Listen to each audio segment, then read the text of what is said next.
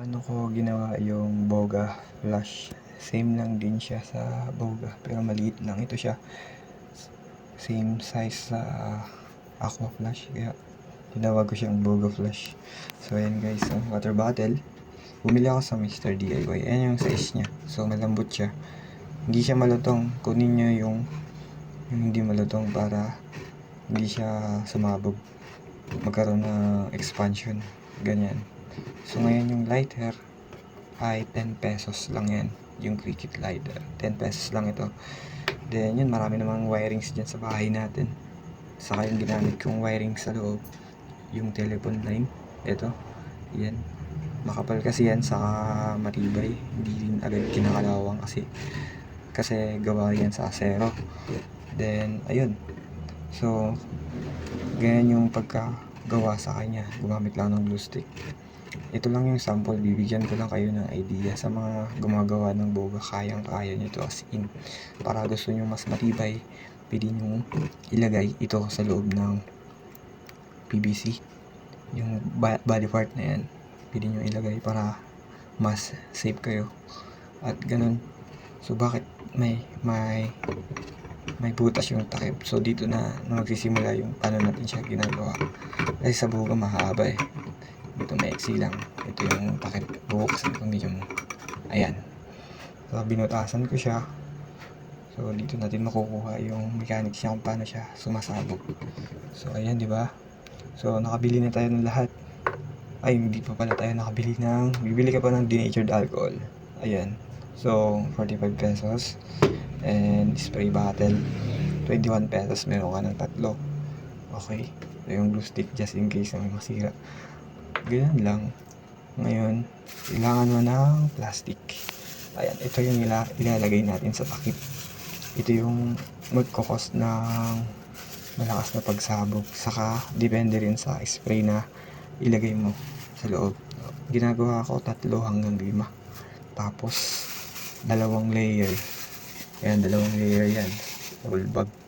Pag gusto ko 4 na layer, itutupi ko lang yan siya. Saka ko siya ilalagay. Yan. 4 na layer yan. What if 6?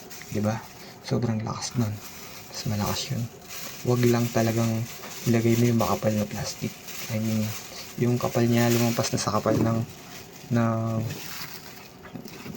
water bottle na to. Maaari kasing sumabog kung walang papatibay dito. Baka hindi niya makayanan yung pressure, sumabog siya. Kaya always stay safe. So ganyan lang. Pagkalagay niya ng plastic, halimbawa ganyan, 2 layer lang. 2 layer. Okay? Ako siya isasara. Ayan. Isasara mo siya na maayos. Okay? Kapag nasara mo na siya na maayos, maigpit na maigpit. Ayan, maigpit na maigpit.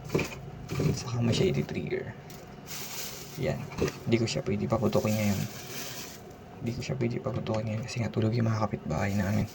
So ngayon halimbawa na-experience mo siya ng 3 hanggang 5. Sobrang malakas yun guys. Kaya ingat lang. Pero hindi naman siya sumasabog kasi nga nakadepende sa plastic. Kaya naman niya butasin yung plastic. Ayan. Yun yung mag-handle ng pressure. Kapag sobrang malakas na yung pressure sa loob, mag-expand to sa siya. Puputok ng malakas. So ganun lang. Ganyan lang yung idea. So ngayon, yan yung setup niya sa loob. Ayan yung wirings. So ilang millimeter lang yung pagitan niya. Hindi makita eh. Ayan, ganyan siya. So ngayon yung sa lighter naman, sa igniter, sundan nyo lang yung gawa ni Boga King. Meron siyang tutorial about dito. Punta lang kayo sa kanyang YouTube. Ayan. So binutasan lang niya dito. Tapos kinunik doon sa ground ng igniter niya. Tapos yung sa igniter niya, yung top mo yan dyan.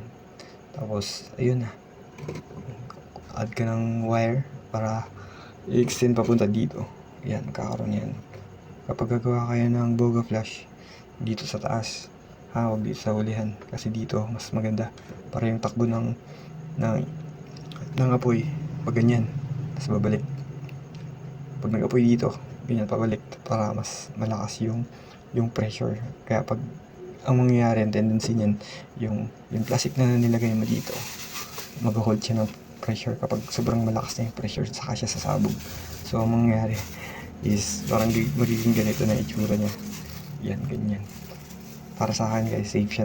Nakasubok ako ng 3, 4 hanggang 6 na layer, sobrang malakas. Tapos gawin mong 4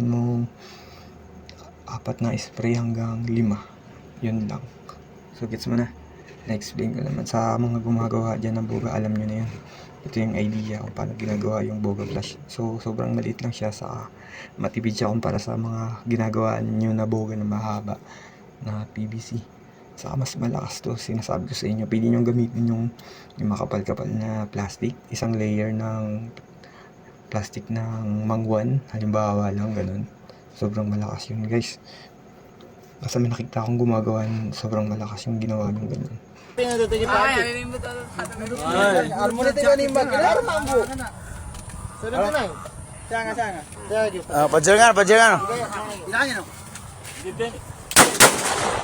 Kaya yan, ito na yung ginawa ko bukas. Gagawin ko yung ano niya, yung handle niya para siya magmukhang baril dito.